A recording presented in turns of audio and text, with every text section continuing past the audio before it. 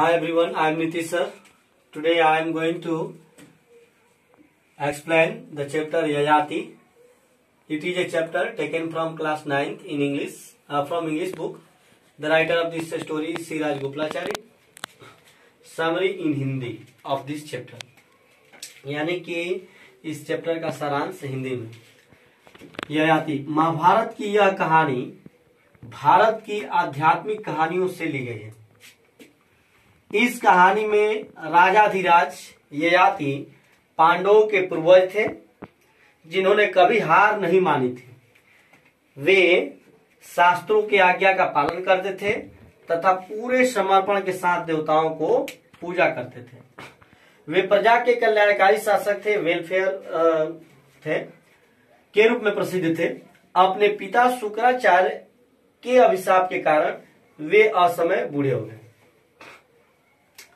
उनके इस बुढ़ापे ने उनकी सुंदरता को नष्ट कर दिया और कष्ट में डाल दिया।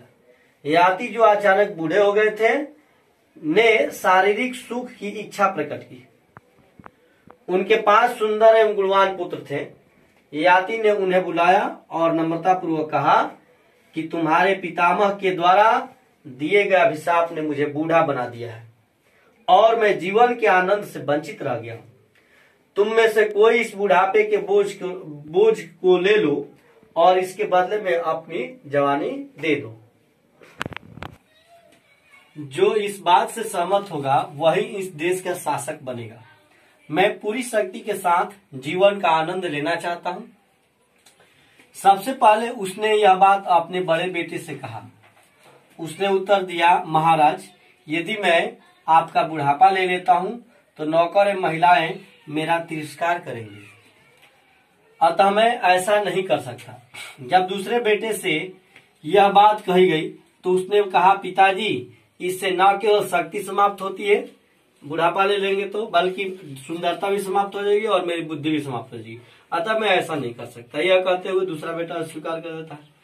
तीसरे लड़के ने उत्तर दिया, एक बूढ़ा आदमी न तो घोड़े की सवारी कर सकता है, न हाथी की सवारी कर सकता है, और उसकी आवाज में भी त्रुटियां होगी, इसलिए मैं ऐसा नहीं कर सकता। चौथे लड़के ने माफी मांग लिया कि नहीं, मैं ऐसा नहीं कर सकता। ययाति अपने बेटे के इंकार से दुखी हुआ। वह थोड़ा रुका और फिर अपने अंतिम बेटे से कहा, जो उसकी अवज्ञा नहीं करता था, कि वह उसे बचाए। उसने कहा कि वह कुछ दिन जीवन का आनंद लेकर उसे जवानी लौटा देंगे। छोटा लड़का था पुरु, ने स्वीकार कर लिया और उस देश पर शासन किया तथा प्रसिद्धि पाई।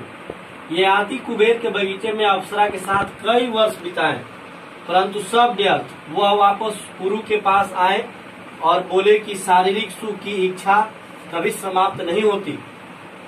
सोना, चांदी, महिला, मवेशी, कोई भी इच्छा की संतुष्टि नहीं कर सकता है। उसने उसकी जवानी लौटा दी और बुद्धिमानी से शासन चलाने के लिए कहा। उसने बुढ़ापा वापस ले लिया और जंगल की ओर चल दिया, जहां से कुछ दिनों के तपस्या के बाद ययाति परलोक सिधार गया।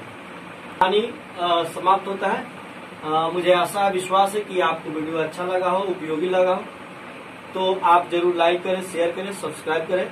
आपका दिन शुभ हो। Have a great day.